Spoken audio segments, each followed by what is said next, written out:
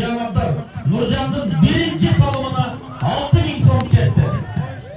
Jana oşonda ele Amantayev Ayıl aymağının жергиликтүү кеңештин депутаттарынын атынан $100. Жана ошондой эле мынабы Амангелди Анатаевдин Аяш аталарынын атынан дагы 5.000 сом бар.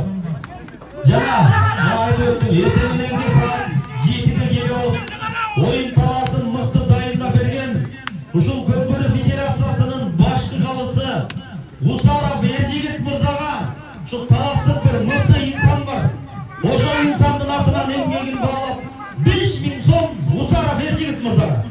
Мына ушул кызмат үчүн.